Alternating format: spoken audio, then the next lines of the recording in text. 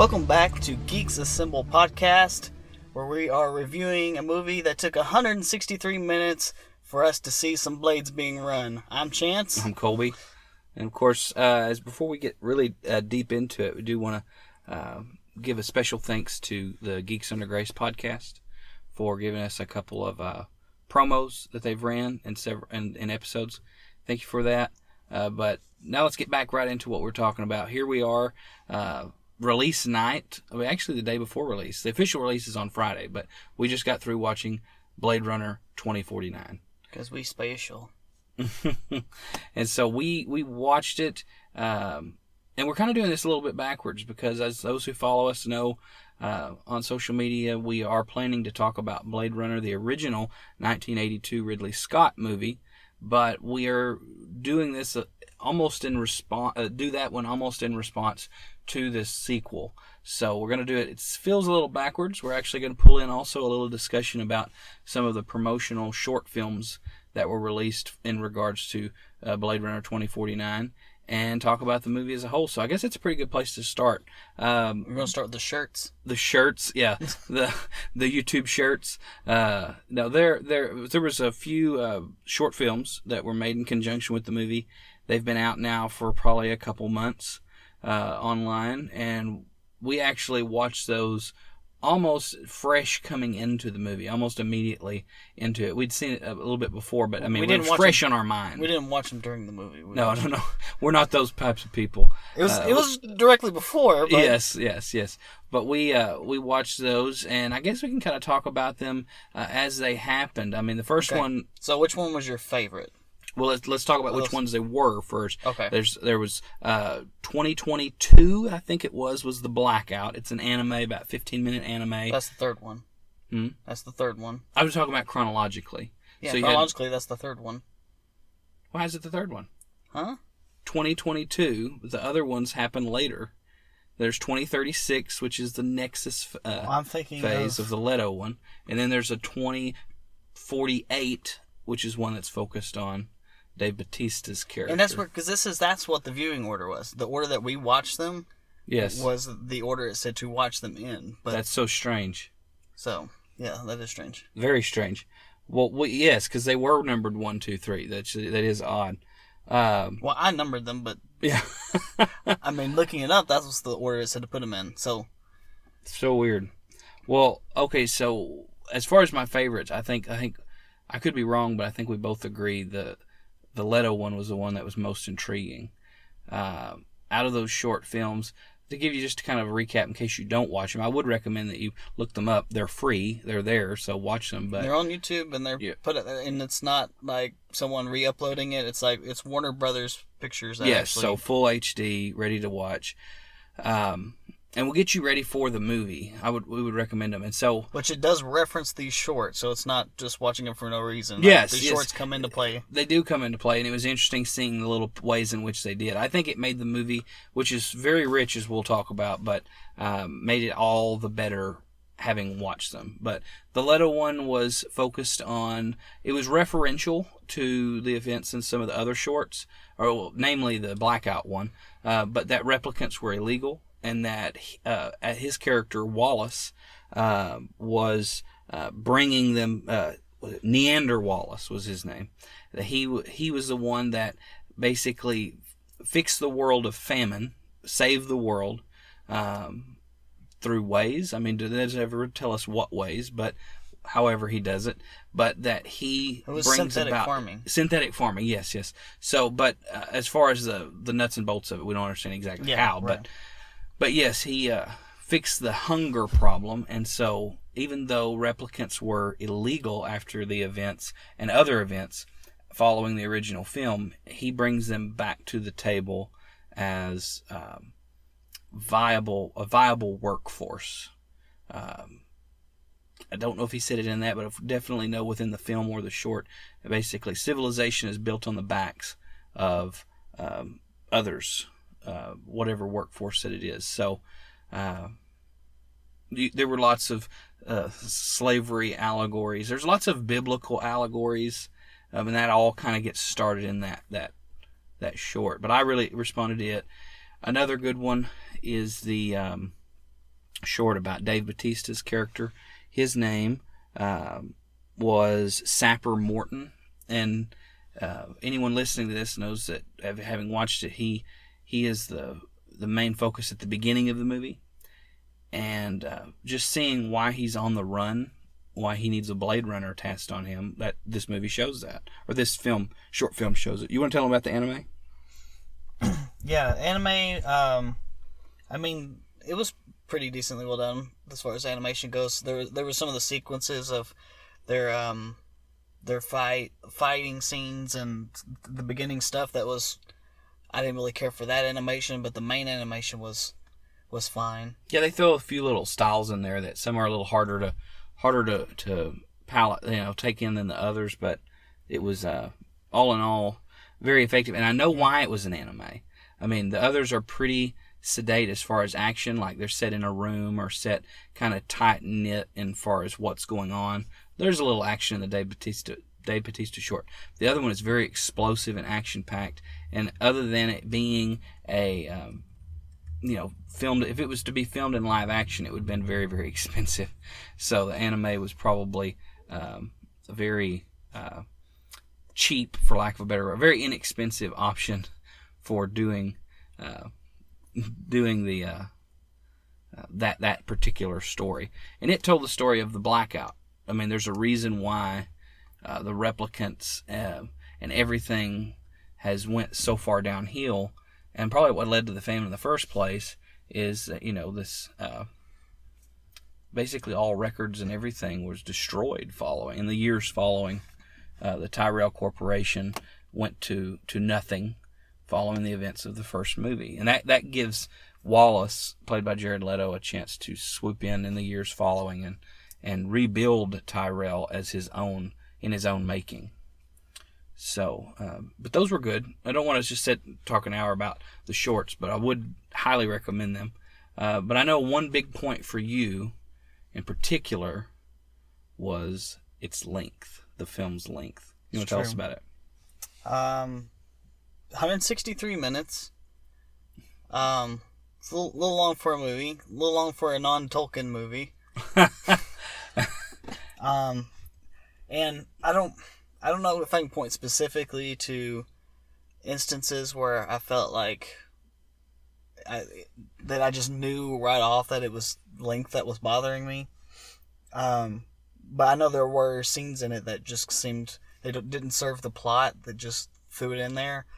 And I don't know if this was an issue with seeing how Blade Runner turned out as far as having like 100 different cuts. Blade Runner was 117 minutes, if memory serves me. Less than 2 hours long. Well, I mean, as far as the original, but yes, as far as having multiple versions, I did see this while we were preparing for this. The director of 2049 has said there will be no multiple cuts. He's made the movie he wants to, and it's done. There won't be 10, 15, 20 years from now, he won't be revisiting it and, changing things up. He's found his cut. He made his cut. And that's what we get, which is a very different experience, as any fan of Blade Runner knows, from what Ridley Scott did with the original movie. So, but yeah, as far as Denis Villeneuve, I guess how you say his name, very pleased. I'm taking he's very pleased with the movie he made, because he has no plans to ever revisit it. Yeah, so that's probably a reason for the length. It's just he wanted to flesh out everything and not have a bunch of stuff in multiple cuts to get the story across. And in regards to the length, I know that it is obviously lengthy. It's a lot lengthier than a lot of movies that we would see, but I actually found it refreshing to be longer, which I know may sound backwards, but that most movies, because it does. No, because most movies now are edited in such a way, of course, to just keep things moving and going. We don't get a whole lot of big spectacle movies. My whole thought the whole time I'm watching this movie is it's a spectacle. Like I'm drawn into it as much as I would be a Marvel movie or any summer blockbuster, but in a different way. Like the lingering shots allowed me to enjoy the film, where other times it's clipping along with the plot. Plot in Blade Runner and in 2049 is almost secondary to the world building. and being a part of the experience. And that's my take on Blade Runner, and this one is that you get enraptured into the look and feel of the world. And so I didn't mind the length. I mean, I'm along for it. Just keep showing me this world. Well, length isn't everything. Oh. So, I guess this must have taken place in Seattle because, my God, the rain. In Seattle? Well, you did see the original. It's as far as the L.A. is concerned, it was rainy then.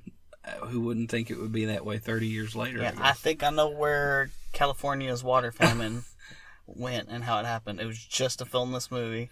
Yeah, to get... They were stockpiling the water. Yeah, behind the dam. Yeah. Well, yeah, but... So as far as the look of it, though, you said... I mean, what else about that? I mean... Well, I think that what this movie did a lot differently than the original one did is that in the original one you get a lot of just lots of screens and everything has a screen on it and interfaces and all that. This one, it was all about holograms. Yes. So it's a furtherment of that kind of technology there.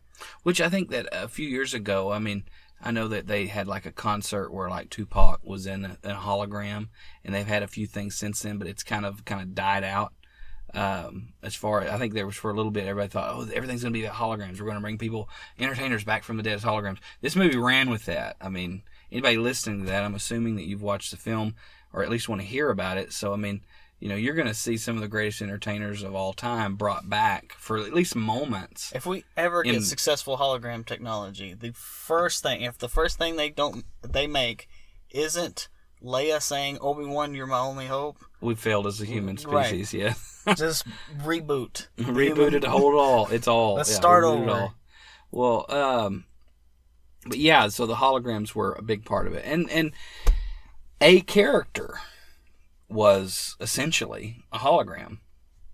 I mean, not in the sense that the other ones were, that were very much like, here we are, we're doing our thing. She was much more interactive. She was an AI. Joy. I mean, that's her name. She is a pure Wallace creation, but in a completely different sense to a replicant.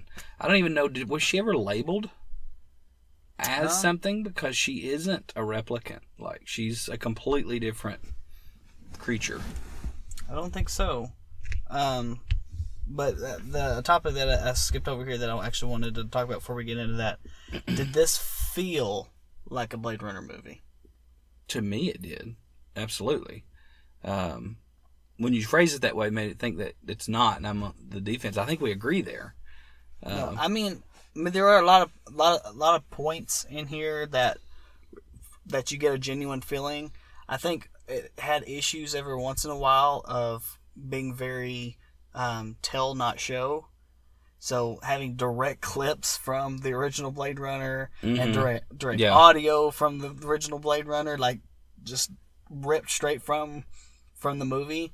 Like there's just, you have the replicants and you have all of this, the actual calling everyone Blade Runners and doing all this. You have references to the original, but then you have direct, I'm calling and putting parts of the original movie in here to serve as like, hey, this is Blade characters Runner. As they explicitly appear in the original movie. We'll get there too, but I get what you're meaning. Like they had to essentially cut and paste the original film into this one to make it feel. I don't think it was to make it feel. It was just to for cohesion. Narrative cohesion. Because again, you're looking at Harrison Ford at this point in his life looks a lot different than he did 35 years ago. It was filmed 35 years ago. This film is set 30 years after the events of the original movie. But, he's a much older man, and so he looks different. We'll get to Edward James Olmos. He looks different. I mean, everybody is at a different point. So those things help the cohesion of, okay, this is a sequel. I know it's decades after, but it is a sequel. So, but yeah, absolutely, it felt like Blade Runner. And to see those cop cars everywhere, wherever they would go, I mean, was great. I mean, not just in the rain, but, in the sand and wherever they were at. I mean, Well, that and I think what played a big part in when I did feel like it was Blade Runner and when I didn't feel as much like it was Blade Runner was the music for me. The Yeah, music I did give you not that. play as big a role in this movie as it did in the original. In the Yeah. original, you were blasting 80s synths like everywhere. It was in like every second of that Yeah. movie. And this one, not so much. I mean, they had Well, they it had a wasn't great predominance of it, yeah. and it was still very 80s, and some of it had kind of a little modern twist on it that There were I can pieces appreciate. of the score from Vangelis' score that were taken from the movie and placed into this score, but for the most part, I think they tried to make it its own thing, and it didn't really develop a personality of its own. It's something that can be a Hans Zimmer problem. I mean, Hans Zimmer is one of the best. I mean, I love his scores, but there are some movies where I'm not ever saying he phones it in, but there are times whenever some are less distinctive than others, and this would be a case of that. And I didn't get the name of who else he did this with, but it wasn't a sole Hans Zimmer effort. But I think that music was as important a part of the world building for the first film, and why I think people keep coming back to it. This one, it's just part of the film. It's not as special. I'll agree with you there. Well, I didn't really have that much of a problem with the music itself. It was the lack of the music. I felt like there could have been a whole lot more. Yeah, there was nothing distinctive about this film's music, really. I mean, now there were a little bit of licensed music. I mean, that factors into a particular scene that I really, really like. I guess we could talk about it because I don't think it's really a point. But they're in Vegas. We've kind of talked around it, but with Elvis and and then a little bit later with Frank Sinatra, but he wasn't in that scene particularly. But it's where Deckard and Kay are that by Ryan Gosling's character, where they're interacting for the first time. They're amongst all these holograms, and I thought that was a very, very well done scene, and it's just using songs. I just thought of something. Okay, I've referenced that he kind of showed up like he did in Force Awakens. Like there was Harrison Ford. Harrison Yeah. Ford with the same like look on his face. But think about it. Both movies, he shows up out of the shadows, pointing a gun at a friendly character, not knowing who they are, with a furry companion. It's true. It's very true. Yeah, and of course in the Force Awakens you got Chewbacca, and then in this Yes. one he has his dog. But Yep. Yeah, there is a parallel there. You can't deny it. But yeah, he. That's funny. Hadn't thought about that. That's pretty good. you're welcome. You're welcome, America. World, not Right? Worldwide. worldwide. But yeah. Well, I guess as far as Deckard, let's talk about the man everybody's come to see. We can talk about the next point in a minute. So what do you think is like how you feel about like his role in the movie? How much or how little he played? I was going to say it would be more on how little he played. I mean, this is more Kay's story. I mean, it's funny. We're talking. I've said Kay a couple times. We've not said really that Ryan Gosling is the lead of this movie. He plays.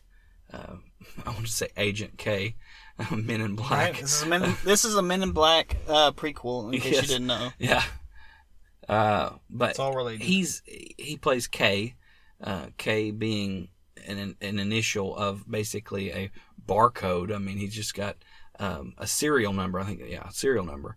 Not really even a name, but he is the lackey for the police department, and he's lived his whole existence in subservience to mankind. I mean, and they still hate him. yes, and he's effective. He's a Blade Runner. He's doing his job. He was made to do. He's all of those things. But he knows that there is something that makes him special, and that's reinforced with him by an AI companion. We will talk a little bit more about Joy. We've already talked a little bit about her, but played by Ana de Armas.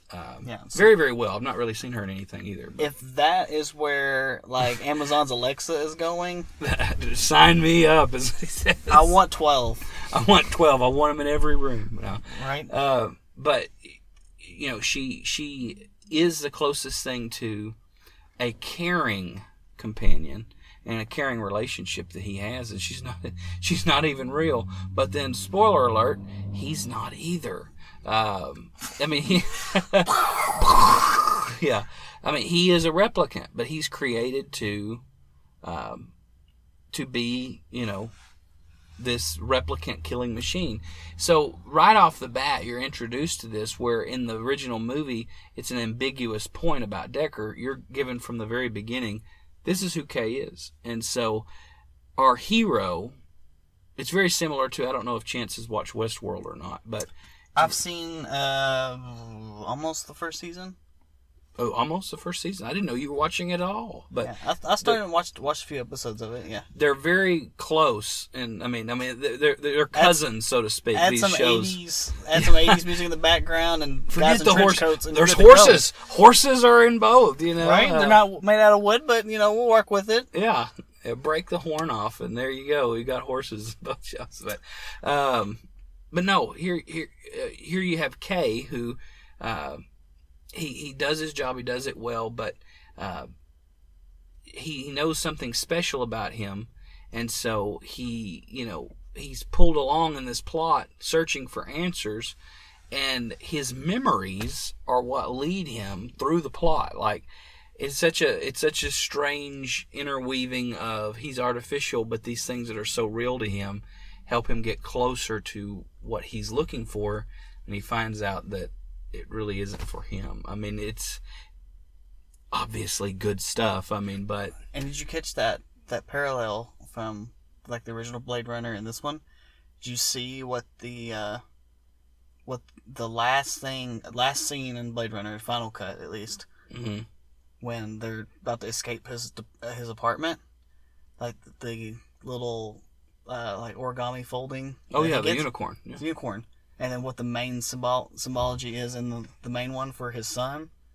Well, or what presumed was supposed to be his son, like the horse. The horse, yes. Like I like that time. I don't know if it was intentional. Or not, the whole movie, I was expecting them to say, for Harrison Ford to be like, "What I made wasn't a horse; it was a unicorn." Well, if you think about it too, you got a horse, and the significance of a unicorn being like it can't happen, it's not real, yeah, and that it's like one of a kind if it ever did, yeah, which was the whole plot of the movie, with replicants being able to, yes, it's true, yeah, do the thing. This is a spoiler cast, so we can say whatever we have want. Have babies. Yeah, and that factors into Kay. He thinks that he's this chosen one. I mean, for lack of a better term, the movie never says that, but he assumes that he's this child that was born from replicants.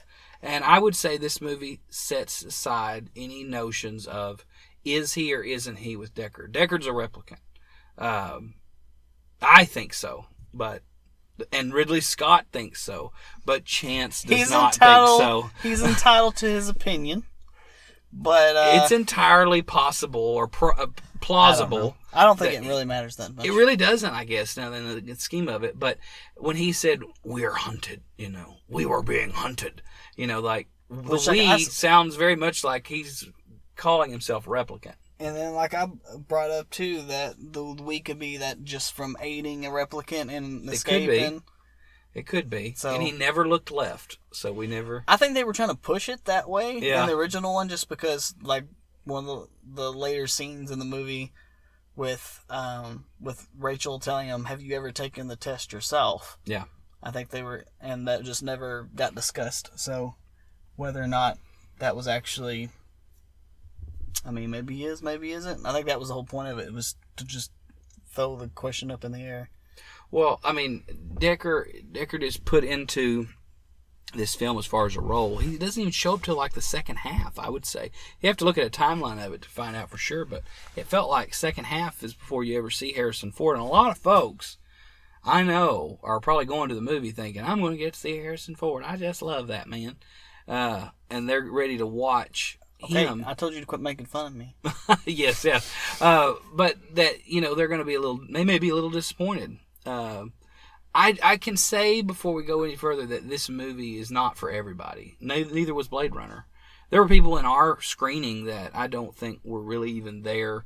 I don't know what they were there for, but they talked and they milled around. And I'm like, do you know what movie this is? This is Blade Runner 2049 or use another theater, because they didn't seem to be as invested as most other people in there. So, and to be there on the opening night just felt a little weird for them to be so.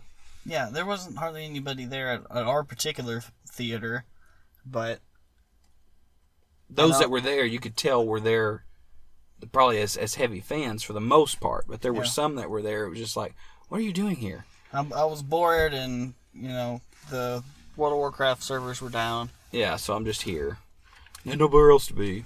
So, but yeah, I thought his role, I mean, it could have been increased, but I thought he was there just right, really. I mean, it didn't feel servicey to the fact that, oh, we've got a movie star, we'll put him in our movie as much as we can to make people happy. No, we'll just put him in there as much as the story needs him to be. So, which was good. But because we got about 6 hours to fill. Now, what about casting? You said from somewhere that you heard that Jared Leto was like the worst part about the film. Okay, so you don't usually check reviews out. I do, and reviews. Well, I mean, the reviews for the film have been stellar. The only drawing, the bad point of the whole thing has been, oh, Jared Leto overacts. Well, I didn't really catch that. I thought, now I hated Leto. If he was anything, he was probably my favorite part of the movie. Yeah, I really liked his acting in the whole thing. Yeah, I thought it was really well delivered. I mean, none of it was emotional. Yeah, it was all like very serious tone. Yeah. And he was very convincing in everything. Yeah, I mean, I came into it after reading comments thinking he's going to be like chewing scenery. He wasn't. Like, it was very subdued, his performance. And if anything, that might be, for lack of a word, boring to some. But I didn't think in any way he was overacting. He could do that with his Joker, because he did. But I think that's just a bad taste in his mouth and people's mouth from that performance, not from what he's showing here. But he very much so had a god complex in this. His character did. Yeah, and with that religious imagery, yes, it didn't seem like it was very very subtle either. I mean, he constantly referred to all the replicants he's made as his angels. Yes, and taking back Eden if they made enough of them. Yeah, and Rebecca. Oh, no, Rachel. Yeah, Rachel, yeah. Rachel's womb. So I mean, yeah, very much a play on not so much religious imagery, but religious symbology from the things that he said, the labels he placed on things, which I'm trying to think back. Those things came out of the first movie. I mean, when Roy Batty, I know we're going to talk about that movie next time, but when Roy Batty met Tyrell, there is that whole almost referential, like, he's meeting his maker. I mean, it says as much, but, But so Tyrell never pushed it, though. Yes, that's what I mean. Like, it was started, like, this goes much further with that. Like, it's not ham-fisted, but it's very thick. Like, the religious symbology is very, very thick here. And it's pretty much exclusively from him and about him. But did you notice anything outside of him, though? Well, what did you think of how did Ryan Gosling do as the lead? As the main... I thought he was very well. He is one of the best under actors that there is. Especially now, as far as working and young and of that age that can carry most stories. I mean, he's a very effective under actor. Like, he doesn't explode all that much. Like, he had one scene where he blew up, but for the most part, he was a very controlled, emotional response throughout most of the movie. But he still was very empathetic. Like, you put yourself alongside him as because this is his journey.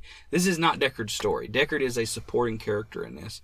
This is Kay's story, and I thought it was very, very well done, and mainly because of how versed he is as an actor, and he did a very good job here. I mean, there was some confusion for me in that it seemed very divisive between whether replicants were supposed to be robotic and non-emotional versus replicants saying, "Hey, I'm human too. I'm probably even more human than you are." Mm-hmm. Like they kept bringing up more human. So you get both of those. I don't know. Maybe there's the division is within the replicants themselves. I don't know. I think that comes with our own presuppositions of what a replicant would be, because in our mind in science fiction, we would think of replicant or android as a robot first and foremost. But when one of the characters towards the end is drowned, like a human would be, and there's no sparks going off, there's no twitching, there's no this, it looks and feels like a human being has been killed. Well, and that's the point, that more human than human. They're supposed to be as indiscernible from humans as they possibly can be, but in order to do that, you have to make them have their body to work the same as human physiology. Yes.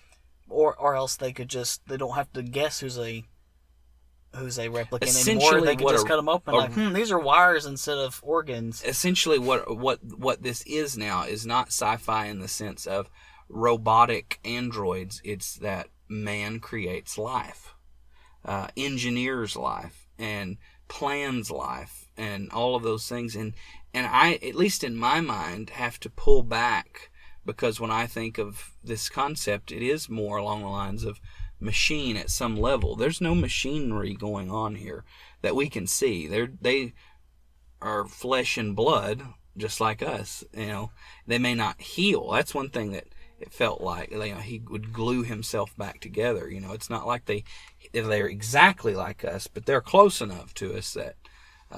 So that's interesting. It elicits a response. That they would have the necessity to breathe and have all the human weakness of having blood and like sensitive and precious internal organs, but they can't heal themselves. Like that would just be a part of biology at that point. The soul.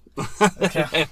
I mean that does come up in this, but yes, I mean, like, if it's not God breathed, so to speak, then it doesn't have the means to sustain itself. It's just a man's creation in a fallen world, and I think that this world that they build was very effective in showing even further than the original movie of how the current problems we have exponentially down the line are just going to be that much bigger. I love the imagery of the ship dropping like tons of trash.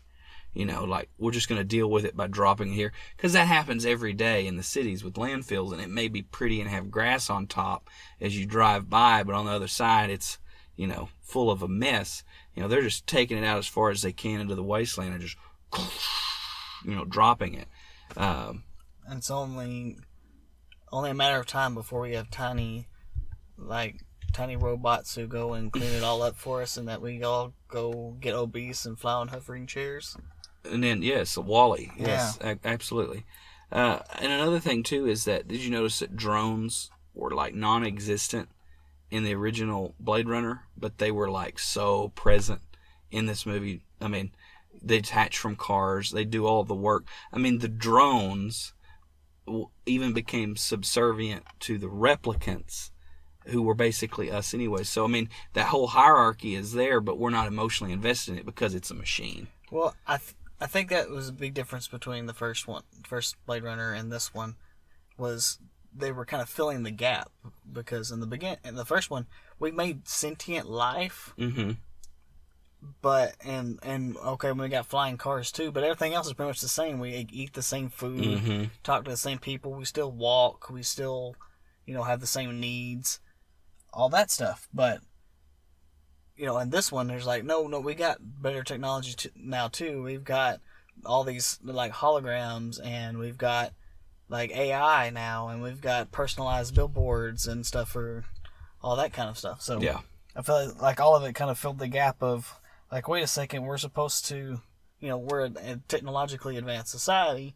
Yeah. So why, in this instant, are we still just focusing on like flying cars and these android beings called replicants. Like there's other facets of life that could use this kind of technology as well. So Yeah. that's where I felt like it was coming from. I guess just because drones have been so prevalent now, it's like when you go back and watch the original one, the brands that were some of the advertising don't even exist now, but they were so prevalent at the time that they ran with it.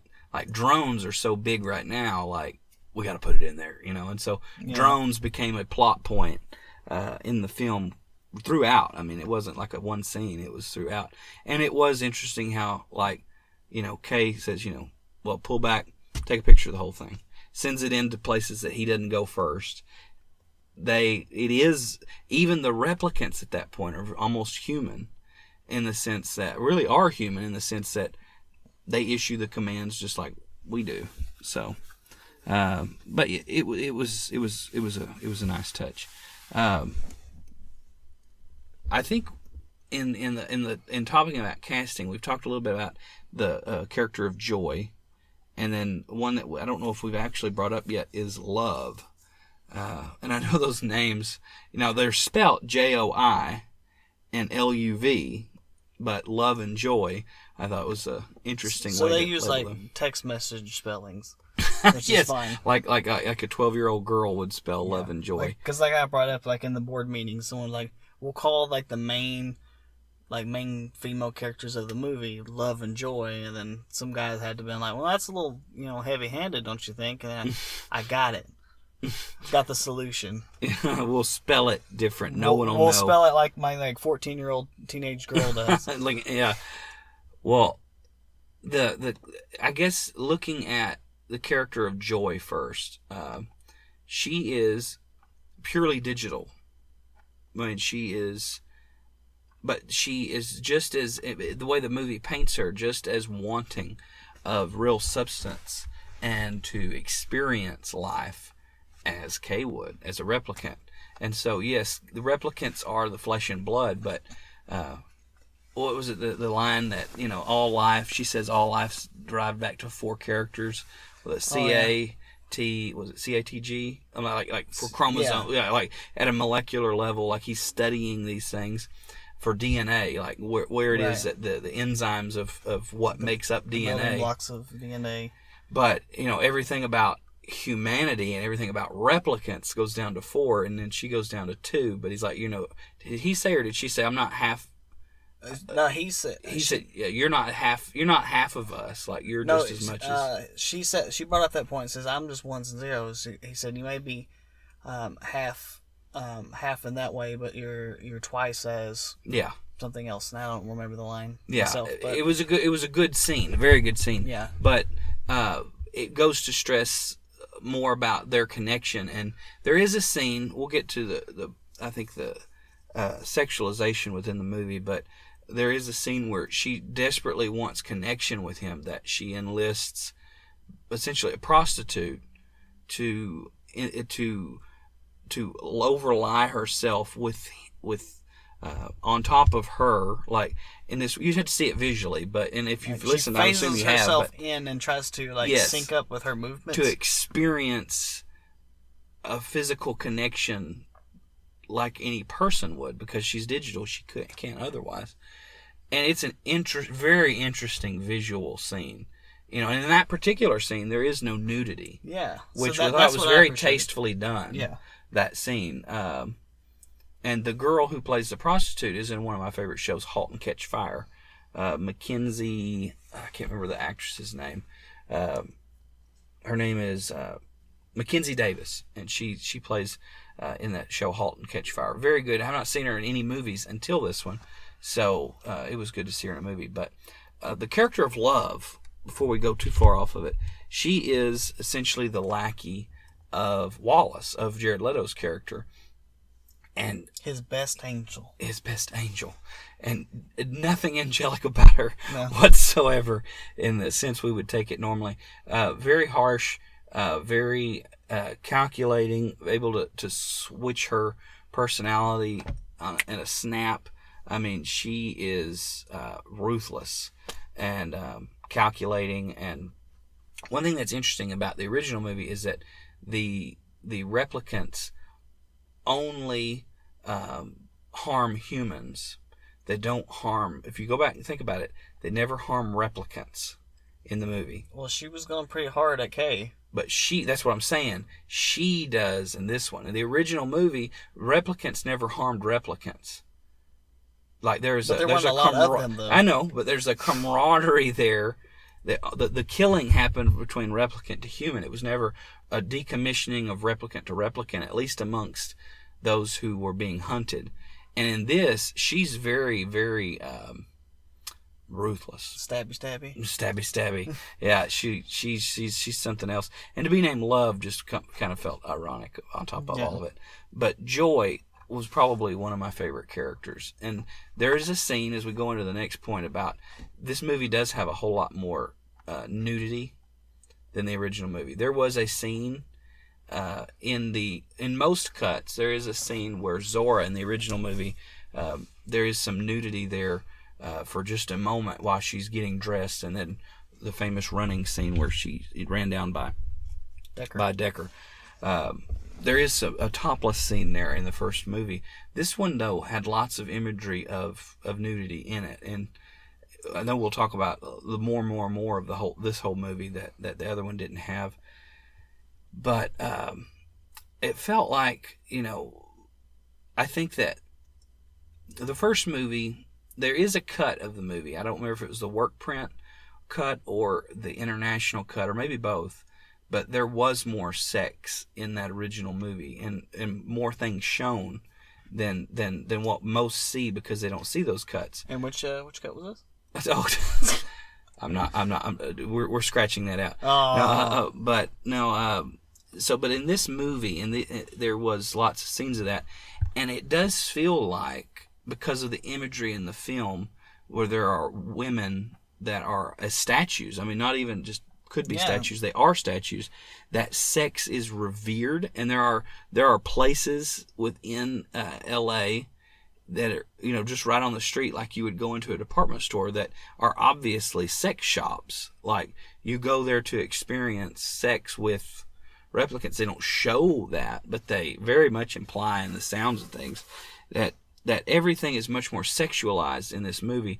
And I think it's because we only saw little pockets. All that was going on, I'm sure, in the world of the original movie, but this takes you there in places. But the use of advertising, the character of Joy, she's a product. Even though we get to know her as Kay's Joy, she is a product that you could buy. It's just like if Siri is tailored to a particular user on an Apple phone, if it's tailored to their wants and needs, then it kind of becomes their Siri.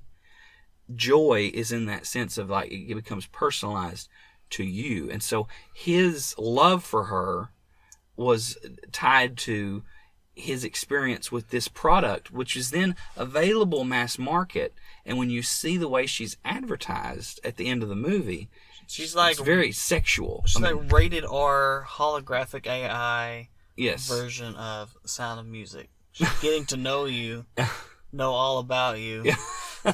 Well, it's the imagery there in the street where he sees this Joy that is otherworldly, even. Like, her eyes are black. To me, she was like this, like, succubus, like a demon. Like, her reddish pink skin, dark eyes, like, there is nothing about her that is appealing other than carnally. Like, as he sees her on the street in this, and what does it say? Everything you want to hear, everything you want to see. It did feel like the way now with pornography and the way with advertising and the way that everything's so sexualized, it's like the world gives you, these images and the availability of pornography and the availability of cam shows and the availability of all of these outlets that people can get into, but it's not real. Like, when he's at home, he's experienced Joy as a companion, someone to confide in, with love, all of those things. It gets destroyed, but then when he sees her again, of course she doesn't know who he is. She's just a product, and she's out there selling herself like the world sees male-female relation, or sees relationships as this commodity of, well, this is what you want, you can have it. He already had everything he wanted, and it didn't involve that at all. I just thought none of that gets explicitly said, but that was very powerful stuff that I got out of it. And so, anyways, but yes, very highly sexualized imagery in the movie.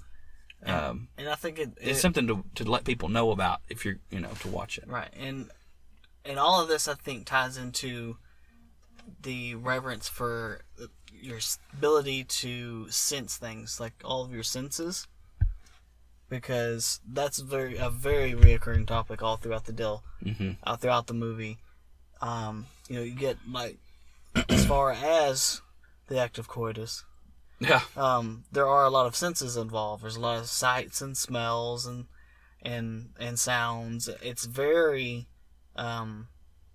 sensual experience. So things that inherently a man-created being, whether AI or replicant, would be inhibited by at some level. So yes, sense very important in it.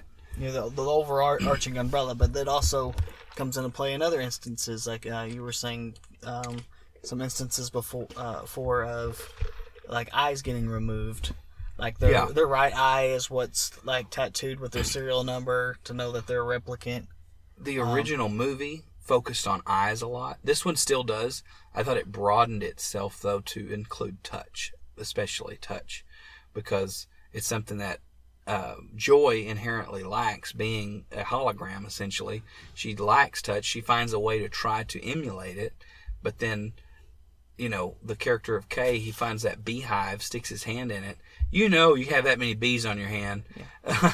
You're getting stung. It doesn't even affect him. How many shots of a first-person camera are we going to get staring at hands with precipitation falling on them? Yeah. Like, every other scene. Rain, snow, sleet.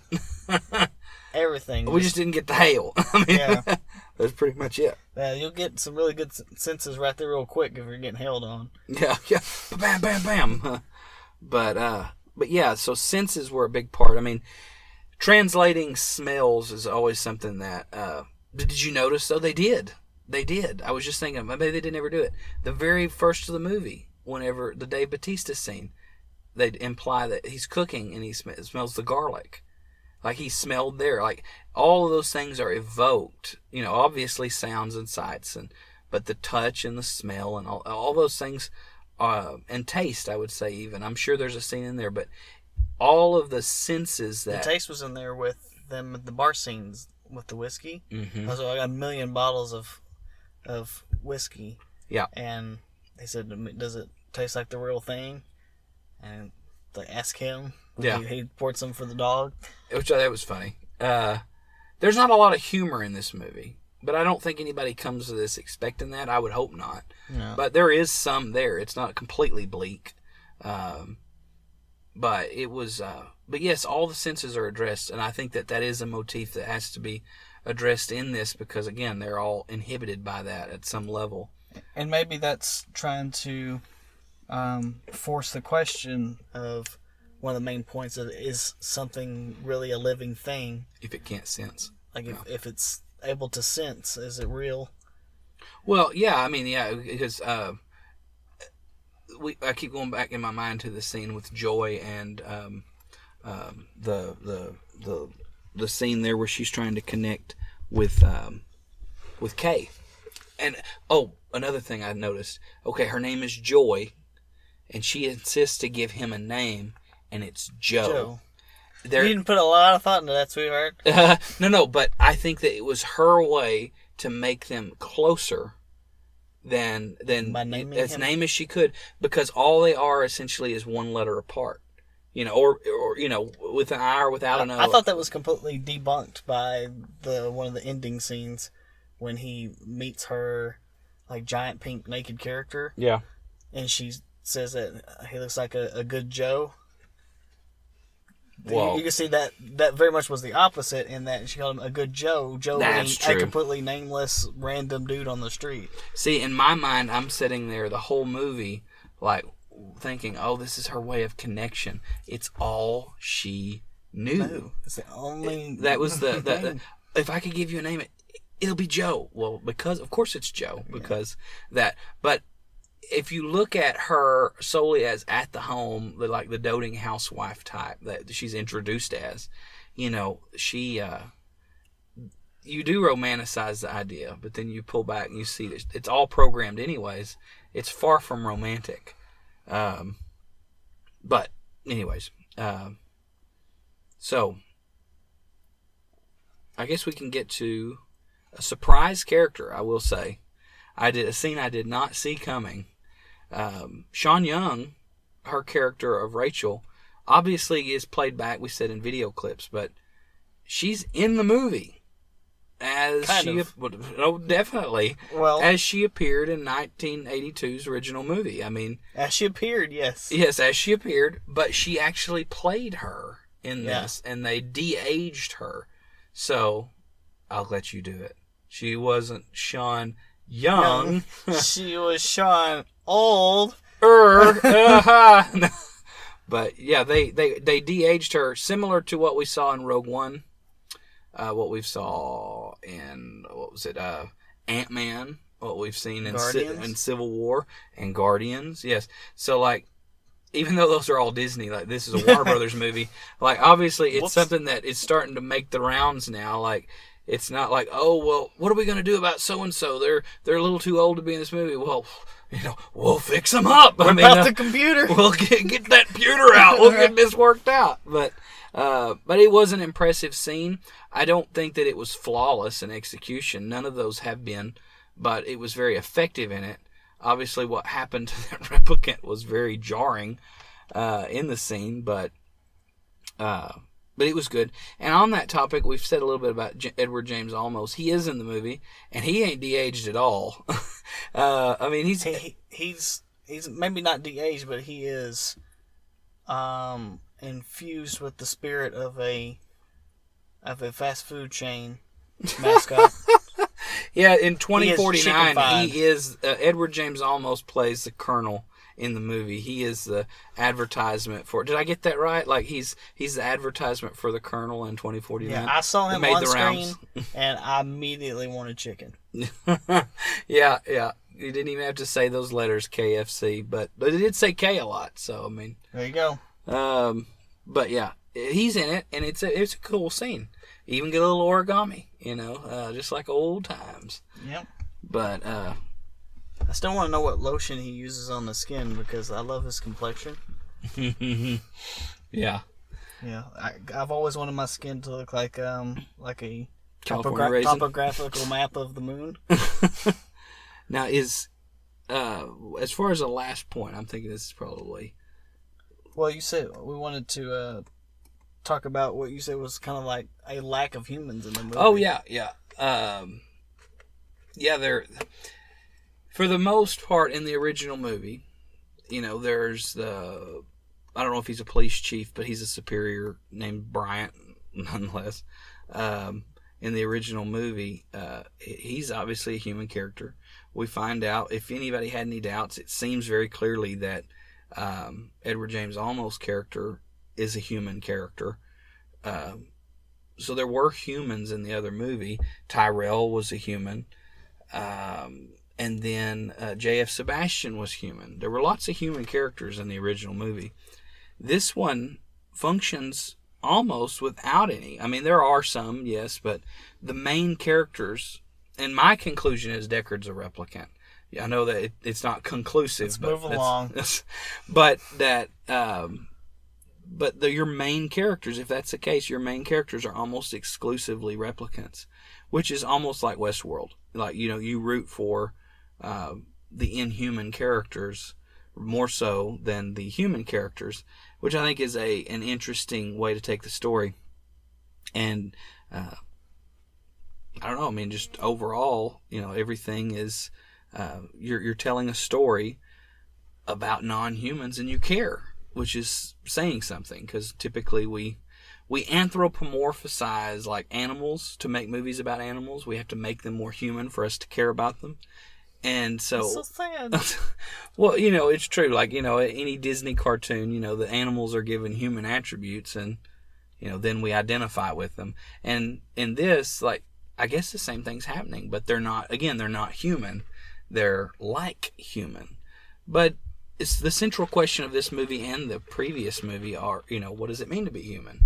And I think everybody gets their own answer for that. But because it's obviously not memories that make you human, because we can get those to you too. Well, I mean, that, and maybe some of the point was, what does it matter? Yeah. That's part of that's one of the conclusions that's left to the audience. Does it matter? Yeah, I mean, just having replicants in there after a while. I mean, replicants are playing a big part in, chasing after them and them trying to have a rebellion and everything. Dealing with replicants. Yeah, but at the end of the day, like, you just see someone talking, and the first question is not, are they a replicant or is they a real human being? You're just interested in what they have to say. So maybe that was their point or not. Because when your replicants are farming your food, and the replicants are selling you the food, and the replicants are, selling you the clothes on your back, and they're everywhere. They're eating the food with you, and all of that. So, well, and there is one thing: Wallace is never resolved. Think about that. I mean, Love is, like, his replicant lackey is resolved as far as dispatched, but Wallace is never dealt with. So there is possibilities for a sequel of some kind. And his central thrust is to create replicant life that replicates from itself in a way to basically, he doesn't say to become God, but it's obvious from his symbology that's what he's meaning. But basically to make life that sustains itself. Instead of him having to create Adam and Eve and everyone after them, he wants to be God in the sense that they can then create life amongst themselves. And, that's never resolved, so then his thread's never resolved. And not that it's a bad thing, but it does leave it open for a sequel. We could get a Blade Runner 2050 or 2051 or whatever, but you could have that story. Yeah, and what was up with that scene? You got 2, maybe 3 of them in the whole movie. The scene of him sitting down, and if I never hear the word cells again, I'm just... It'll be too soon. I had no idea what was up with it. It was a full-blown Winter Soldier program scene. Yeah, and it wasn't just random words and like in order and all that.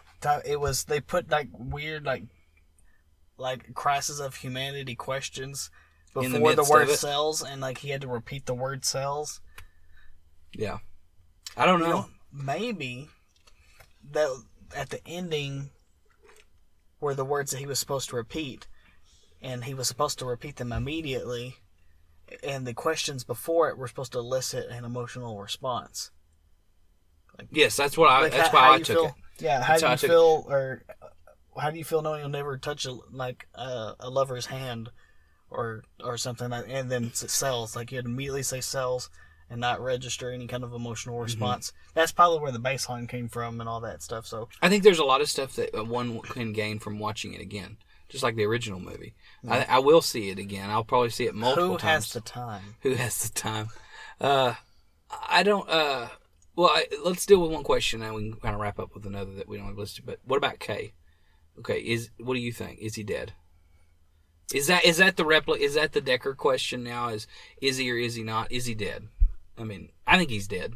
I think that he has nothing else at this point to live for. It doesn't feel as emotional or a need to be answered question as the original. The original had that very organically in there and building towards this big question at the end. Yeah, there is no Inception spinning top. Like, that's what I equate with Deckard in Blade Runner, is this burning question of ambiguity of is it or is it not. There's none of that here to me. I mean, I was pretty conclusive about it. Yeah, I mean, it was wrapping up everything. It's like, Deckard, go meet your daughter. Mm-hmm. And you go in there, and all of a sudden, we get another first-person view of him watching snow on his hands, and then he just lays down and stops moving. Like, you're like, oh, wait, is he dead, or... I think he died. I thought I thought there was something weird about them having a shot of him like opening his jacket, and the camera is centered on like inside of his jacket and like the area of his body. Yeah. So maybe there was blood that I couldn't see. There was blood. I'm pretty sure there was blood. So maybe that was trying to open up the ambiguity of. I will say that those that are outlining the plot already, even this early into the movie's release, have said he's dead. But I mean, people have argued about Deckard now for 35 years, so I do think he's dead. I do think it's a pretty conclusive way to do it. But of course, he is a replicant, and if they needed him back, they can always find a way to get him back. But I'd say he's dead. But I do think there is a possibility for a sequel. That's what I'm going to kind of lean this out on, is that the prequel short films does a good job of stressing that there is this revolution that's brewing between replicants and mankind. And I think that there's more stories to tell. I don't know what form it will be, if it'll be another feature film or if it would be more short films or what. But there is potential there to tell a story after 2049. What do you think? Because, I mean, you get a scene of that. There are some unresolved plot threads in this film. One of them being, I don't even remember the name, but she'd plucked her eye out because, that's the telltale sign of a replicant. It not only tells the world, but I think it reminds the replicant that they're not real in the sense that we think of real. So they remove it, but she leads this revolution that's brewing, and that goes absolutely nowhere. In my mind, I mean, did it go anywhere with you? I mean, it just kind of is left there. Yeah, and that whole like subplot kind of like came out of left field for me. With that that prostitute from earlier. Her being enlisted with it, because I think it was pretty conclusive. She's a human being. She's not a replicant, right? Why was she there? That's why. I mean, that's why I was so confused, because I thought that she said she was like, a real person. I'm really you never met a real girl, and Joy was really like, yeah, she's a real girl. But then you think she was just pulling the wool over everyone's eyes, and it really wasn't. Maybe just trying to forcibly like reinforce the idea that she was real. I say, therefore I am. Yeah. Well, and it could be. I mean, she never looked left. So, she could be. But that, if people want everything tied together with the bow at the end and make it all nice and neat, there are plot threads that are left, dangling. Leto's character of Wallace is one. The Revolution is another.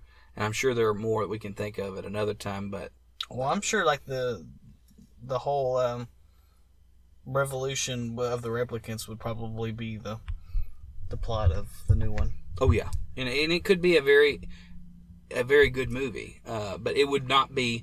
Okay, so the original Blade Runner, very much a detective story. This is that stretched out.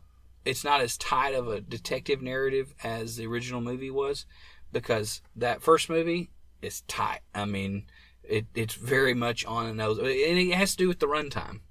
A lot of it, but this is a little bit more drawn out. It has a few more things it wants to tell. This newest movie does, but if they make another movie, it should be very different in tone. It shouldn't be a detective movie. It should be a war movie. And at that point, does it become Blade Runner? So, anything else you want to say? Kind of closing thoughts? No, I just thought it was a little lengthy of a movie, but still, I mean, it was very interesting and had a lot to say as far as themes and trying to continue on with the Blade Runner legacy. I do think that it's a very worthy sequel. Probably one of the best sequels I've ever seen. A lot of times sequels are kind of in the end feel kind of superfluous, like they didn't even need to be made, and sometimes can tarnish the legacy. I think that, as we'll come back to Blade Runner next episode and look at the original movie, I know that at some point we'll be addressing how this movie was supplemented by this, how the original was supplemented by the sequel, and I do think that happened, and that's really the best you could hope for with a sequel. And so, very well done. I highly enjoyed it. But in closing, you can find us on Twitter and Instagram at Geeks Assemble. You can find us on Facebook, facebook.com/Geeks Assemble Podcast. Our community group, The Citadel, is located at facebook.com/groups/Geeks Assemble Podcast. And of course, our hosting site is Podcast Garden at podcastgarden.com/podcast/Geeks Assemble. Find us on all those places. Be sure to tell somebody about us. We're on several different platforms. You can listen to us on iTunes, Google Play, Stitcher, and in time, maybe even more platforms. But we're just appreciative for every listen that we get, and hopefully we can get more and more. Tell people about us. We would greatly appreciate it. You can reach us at any of those platforms and interact with us, especially within the Citadel. And who knows, you might show up in the podcast if you interact with us. So, anything you want to say? No, I think... Now, I guess in closing this, we did watch this after the movie. So, do androids dream of electric sheep? I don't know if they do, but we're going to find out with real folks, because I am tired. It is time for bed. I'm Colby. I'm Chance. Thanks for listening.